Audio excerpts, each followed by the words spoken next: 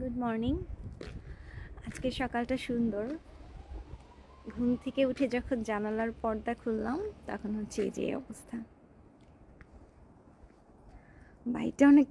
বাইকটা খুবই সুন্দর ছিল। সত্যি বলতে কি, আগে আরও 4-5 বছর আগেও হচ্ছে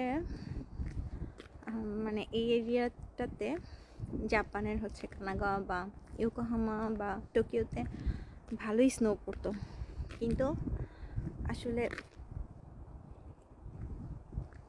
পৃথিবীর সব জায়গায় হয়তো ওয়েদার গরম হয়ে যাচ্ছে, এর জন্য হয়তো এখন একটু কমই হয়। বছরে এখন প্রায় 3-4 বছর ধরেই বছরে একদিন খুব ভালোভাবে স্নোফল হয় না। এই যে আমরা তাও একটু স্নোফল পেয়েছি। এই যে আজকে দেখেন কি অবস্থা।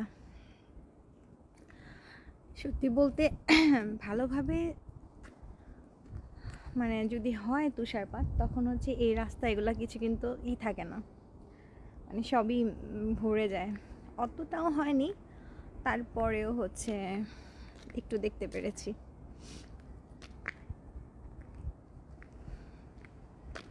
আর আরও যদি 8-10 বছর আগের কথা বলি, তাহলে প্রায় বলা যায় যে ডিসেম্বর মানে জানুয়ারি থেকে মার্চ পর্যন্ত হঠাৎ প্রায় সময়ই হচ্ছে স্নোফল হতো আর কি।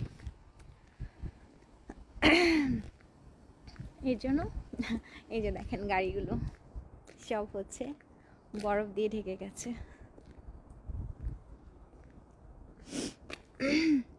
জাপানে আরও অন্যান্য জায়গাতে যারা আছে একটু ঠান্ডা, যেসব জায়গাতে একটু বেশি, ওই জায়গাতে উইন্টারে অনেকবার হয় স্নোফল, বাট এখানে এখন আর হয় না অতটা, বছরে 1বার বা 2বার হয় কানাগাওয়াতে বা ইয়োকোহামাতে, টোকিওতে। আর খুব ভালো লাগে আসলে, এত সুন্দর মানে মানে গাছগুলো একদম ভরে যায় স্নোতে, খুবই ভালো লাগে দেখতে। এর জন্য খুব এক্সাইটেড থাকি অন্তত বছরে একটা দিন যেন আমরা দেখতে পারি স্নোফল। তাছাড়া তো অনেক দূরে দূরে যেতে হবে স্নোফল দেখতে হলে। এই যে সুন্দর না?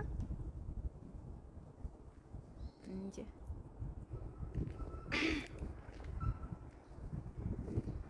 আমার আজকে হচ্ছে মানে অনেক আগের কথা মনে পড়লো। ছোট ছিলাম, আমার বোনও অনেক ছোট ছিল তখন, 4-5 বছর।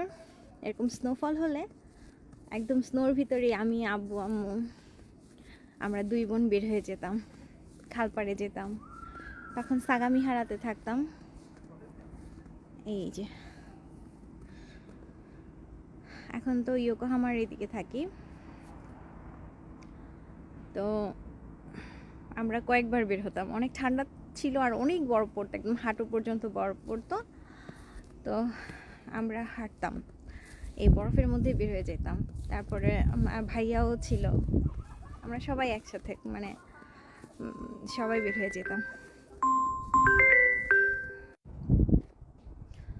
তো অনেক ঠান্ডা, তো বেশিক্ষণ বাইরে থাকা যায় না, তারপরে থাকতাম, আবার বাসায় যেতাম, তারপর আবার কতক্ষণ পর আবার বেরোতাম। আর আমার বোন হচ্ছে বরফ দেখে দেখে হচ্ছে আরও বেশি ওই জায়গায় হচ্ছে বেশি লাফাতো আর কি। তখন ছোট ছিল আরও, আমার এই মেমোরিগুলো আর কি অনেক মনে পড়ে। আমার মেয়েকে নিয়ে বের হয়েছিলাম, কিন্তু ও অনেক ছোট, তো ওর ঠান্ডা মানে সহ্য করতে পারতেছিল না, এর জন্য আব্বুকে নিয়ে চলে গেছে। আচ্ছা, বাই বাই, আবার দেখা হবে অন্য কোনো ভিডিওতে।